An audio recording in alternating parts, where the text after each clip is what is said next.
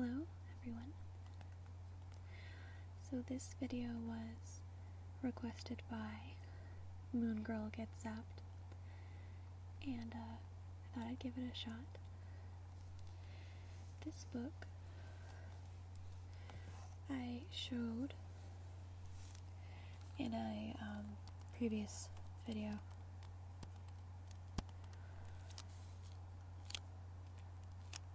It's a biography about Marilyn Monroe, and she had suggested that I read some from it. I don't know if I'm the best out loud reader, but I figured I would give it a try, and maybe you guys enjoy it. Okay. So, I honestly haven't gotten very far in this book, but I just thought I'd read a little bit for you. So,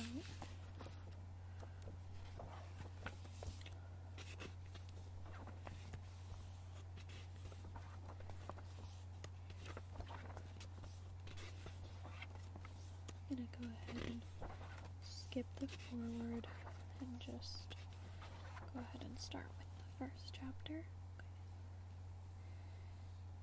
So, first chapter is How I Rescued a White Piano.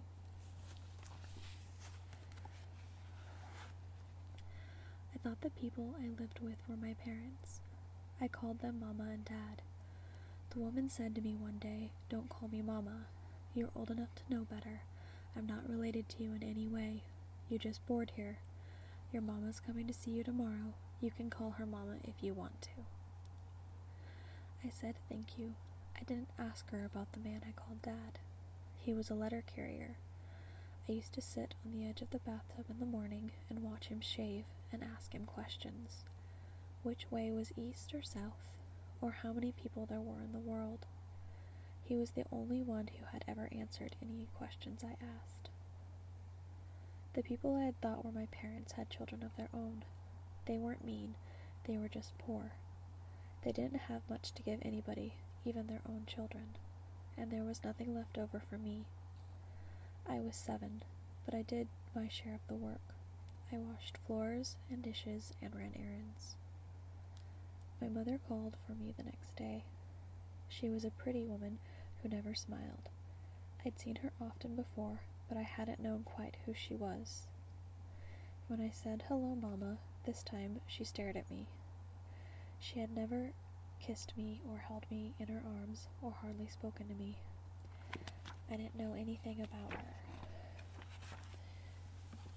But a few years later, I learned a number of things. When I think of her now, my heart hurts. Hurts me twice as much as it used to when I was a little girl. It hurts for both of us. My mother was married at 15. She had 2 children before me and worked in a movie studio as a film cutter. One day she came home earlier than usual and found her young husband making love to another woman. There was a big row and her husband banged out of the flat. While my mother was crying over the collapse of her marriage, he sneaked back one day and kidnapped her 2 babies. My mother spent all her savings trying to get her children back.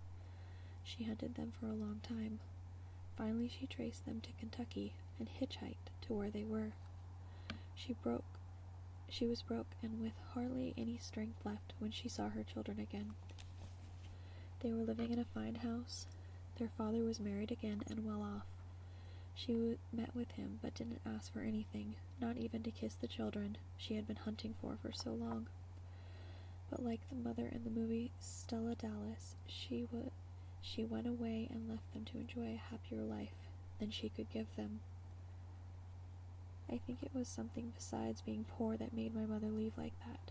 When she saw her 2 children laughing and playing in a fine house among happy people, she must have remembered how different it had been for her as a child. Her father had been taken away to die in a mental hospital in Patton, and her grandmother had also been taken off to a mental hospital in Norwalk to die, there screaming and crazy. And her brother had killed himself, and there were only other family ghosts. So my mother came back to Hollywood without her 2 children and went to work as a film cutter again. I wasn't born yet. The day my mother called for me at the letter carrier's house and took me to her room for her visit was the first happy day in my life that I remember. I had visited my mother before, being sick and unable to take care of me and keep a job too.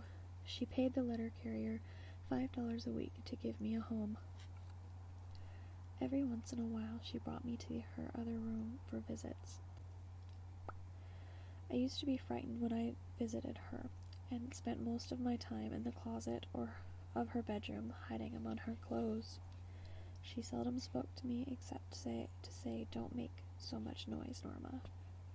She would say this even when I was lying in bed at night and turning the pages of a book. Even the sound of a turning page made her nervous.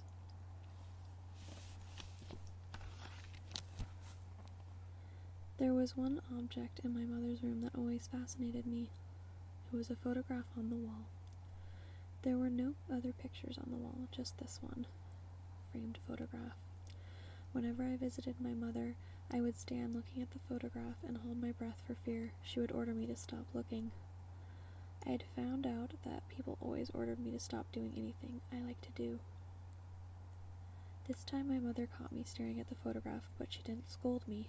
Instead, she lifted me up in a chair so I could see it better. "That's your father," she said. I felt so excited I almost fell off the chair. It felt so good to have a father, to be able to look at this picture and know I belonged to him. And what a wonderful photograph it was. He wore a slouch hat, a little galley on the side. There was a lively smile in his eyes, and he had a thin mustache like Clark Gable. I felt very warm toward the picture. My mother said he was killed in an auto accident in New York City. I believed everything people told me in that time, but I didn't believe this. I didn't believe he was run over and dead. I asked my mother what his name was. She wouldn't answer, but went into the bedroom and locked herself in. Years later I found out what his name was and many other things about him. How he used to live in the same apartment building where my mother lived.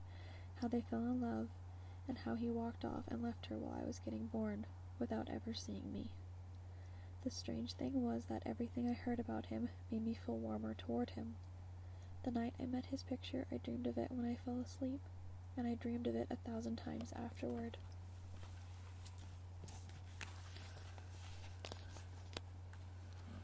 That was my first happy time finding my father's picture, and every time I remembered how he smiled and how his hat was tipped, I felt warm and not alone. When I started a sort of scrapbook a year later, the first picture I put in it was a photograph of Clark Gable, because he looked like my father, especially the way he wore his hat and mustache. And I used to make up daydreams, not about Mr. Gable, but about my father. When I'd be walking home from school in the rain and feeling bad, I'd pretend my father was waiting for me, and that he would scold me for not having worn my rubbers. I didn't own any rubbers, nor was the place I walked to any kind of home. It was a place where I worked as a sort of child servant, washing dishes, clothes, floors, running errands, and keeping quiet. But in a daydream you jump over facts as easily as a cat jumps over a fence. My father would be waiting for me, I daydreamed, and I would come into the house smiling from ear to ear. Once when I lay in a hospital after having my tonsils out and running into complications, I had a daydream that lasted a whole week without stopping. I kept bringing my father into the hospital ward and walking him to my bed, while the other patients looked on with disbelief and envy at so distinguished visitor. And I kept bending him over my bed and having him kiss my forehead. And I gave him a dialogue too. "You'll be well in a few days, Norma Jean. I'm very proud of the way you're behaving, not crying all the time like those other girls." And I would ask him please take off his hat, but I could never get him, in my largest, deepest daydream, to take his hat off and sit down.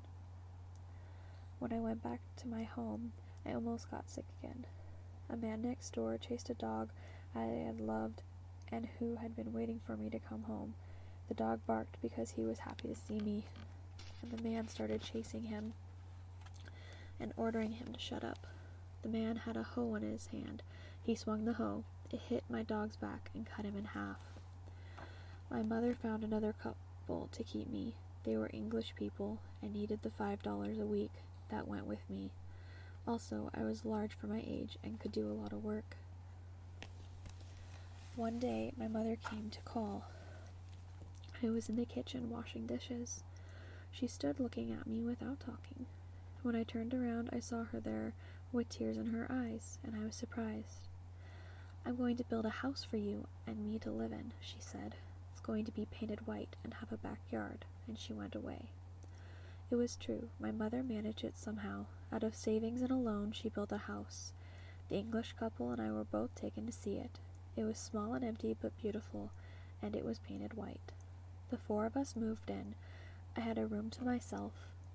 The English couple didn't have to pay rent, just take care of me as they had done before. I worked hard, but it didn't matter. It was my first home. My mother bought furniture, a table with a white top and brown legs, chairs, beds, and curtains. I heard her say, "It's all on time, but don't worry. I'm working double shift at the studio, and I'll soon be able to pay it off." One day, a grand piano arrived at my home. It was out of condition. My mother had bought it second-hand. It was for me. I was going to be given piano lessons on it. It was a very important piano, despite being a little banged up. It had belonged to the movie star Frederick March. "You'll play the piano over here, by the windows," my mother said, "and here on each side of the fireplace there will be a love seat, and we can sit listening to you. As soon as I pay off a few other things, I'll get the love seats, and we'll sit in them at night and listen to you play the piano."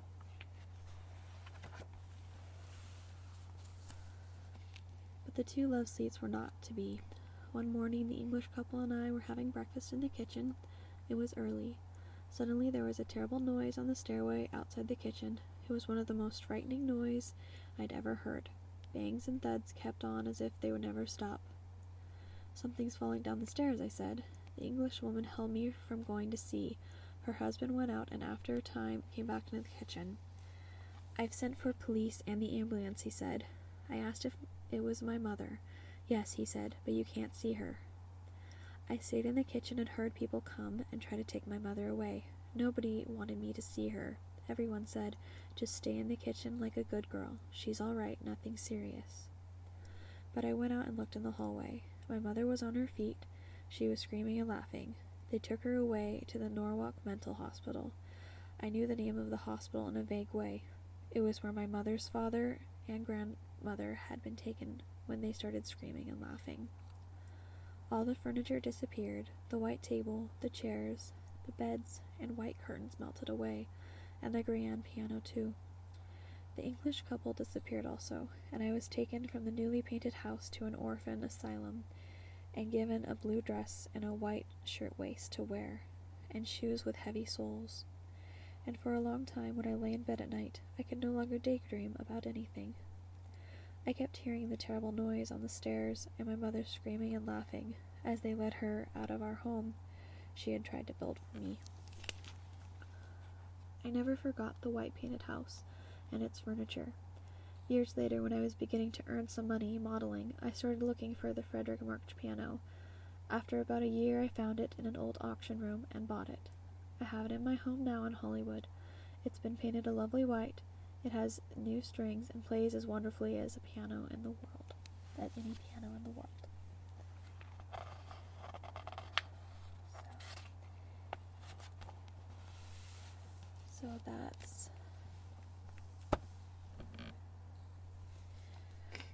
So that's chapter 1 of this. As I said, I don't know if I'm a very good out loud reader or if it will be relaxing to you guys at all, but moongirlgetszapped requested it, and I thought that it might be something nice to test out. I'm reading a bit from it. If you guys like my reading on this, maybe I'll continue and read some more of this book. Where am I? I'm on chapter 6 of this, is how far I am. But, yeah. Go ahead and give me some feedback if you like about my reading and so on. So, have a good one, guys.